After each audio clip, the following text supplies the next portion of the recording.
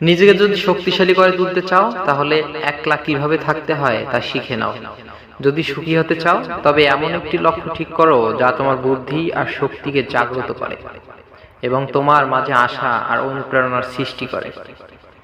নিজেকে যদি শক্তিশালী করে তুলতে চাও তাহলে একলা কিভাবে থাকতে হয় তা শিখে নাও। কেউ যদি তোমার জীবন থেকে সরে যেতে চায় তবে তাকে যেতে দাও, কখনো বাধা দিও না। মনে রাখবে, নদীর স্রোত কিন্তু বৃষ্টি হয়ে ফিরে আসে। কষ্ট মানুষকে পরিবর্তন করে, কষ্ট মানুষকে শক্তিশালী করে, আর প্রতিটি কষ্টের অভিজ্ঞতাই আমার জন্য নতুন শিক্ষা। প্রতিষ্ঠিত হতে কেউ সাহায্য করে না, কিন্তু সাফল্যের পরে সবাই পাশে থাকার বাহানা খোঁজে। নিজের দুর্বলতাগুলো কখনোই অন্যজনের কাছে প্রকাশ করো না। সে যেই হোক, পৃথিবীতে দুর্বলতার সুযোগ কেউ সহজে হাতছাড়া করে না। নিজের জীবনের লড়াই নিজেকেই লড়তে হবে। জ্ঞান অন্যকেই দেবে, কিন্তু সঙ্গ কেউ দেবে না। যে আজ তোমাকে অবহেলা করেছে, গুরুত্ব দিচ্ছে না, ধৈর্য ধরো, একদিন তোমাকেই তার সবচেয়ে বেশি প্রয়োজন হবে। মানুষের ভিতর যদি ইচ্ছা শক্তি থাকে তাহলে সে বড় থেকে বড় কাজকেও সহজ বানিয়ে ফেলতে পারে। তুমি যদি সমস্যাকে বড় করে দেখো তাহলে কখনোই সমাধানের পথ খুঁজে পাবে না। যে মানুষগুলো তোমাকে বলে তুমি পারো না বা তুমি পারবেই না, তারাই সম্ভবত সেই লোক যারা ভয় পায় এটা ভেবে যে তুমি পারবে। কাজের কারণে আমরা কখনো ক্লান্ত হয়ে পড়ি না, আমরা ক্লান্ত হয়ে পড়ি দুশ্চিন্তা, হতাশা এবং বিরক্তির কারণে। নিজের উপর বিশ্বাস রাখো, তোমার দ্বারাই সব সম্ভব। জগতে এমন কিছু নেই যা তুমি পারবে না। এই সংকল্প নিয়ে এগিয়ে যাও, তুমি সাফল্য হবে। স্বপ্ন বাস্তবায়ন না হওয়া পর্যন্ত তোমাকে স্বপ্ন দেখতে হবে। আর স্বপ্ন সেটা নয় যেটা তুমি ঘুমিয়ে দেখো, স্বপ্ন সেটাই যেটা পূরণের প্রত্যাশা তোমাকে ঘুমাতে দেয় না।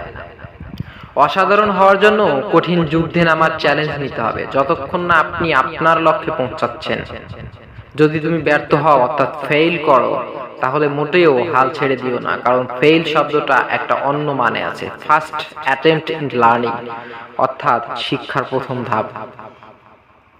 তুমি তোমার ভবিষ্যৎ পরিবর্তন করতে পারবে না, কিন্তু অভ্যাস পরিবর্তন করতে নিশ্চয়ই পারবে, এবং সেই অভ্যাসেই তোমার ভবিষ্যৎ পরিবর্তন করে দেবে।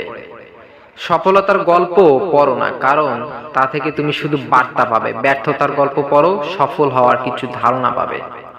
সমস্ত শক্তি তোমার ভিতরে বিরাজমান রয়েছে, নিজেকে কখনোই দুর্বল ভেবো না। ওঠো, নিজেকে জাগিয়ে তোলো, নিজের ভেতরে শক্তিকে চিনতে শেখো, তারপর দেখবে জগৎ একদিন তোমার হাতের মুঠোয়। সমস্যা তোমাকে থামিয়ে দেওয়ার জন্য আসে না, বরং তোমাকে পথ দেখাতে আসে।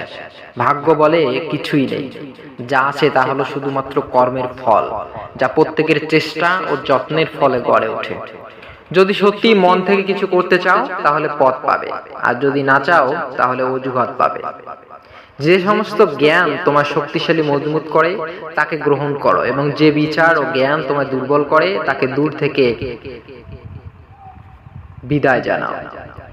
শুধু দাঁড়িয়ে নদী দেখতে থাকলে আপনি কোনোদিনও সেই নদী পার করতে পারবেন না। পার করতে হলে আপনাকে অবশ্যই সঠিক পদক্ষেপ নিতে হবে। ধৈর্য ধরো, মনকে শক্ত করো, মনে রেখো সময় সর্বদা এক অবস্থায় থাকে না, খারাপ সময়ের পরেই ভালো সময় আসে। যদি সুখী হতে চাও তবে এমন একটি লক্ষ্য ঠিক করো যা তোমার বুদ্ধি আর শক্তিকে জাগ্রত করে এবং তোমার মাঝে আশা, অনুপ্রেরণার সৃষ্টি করে।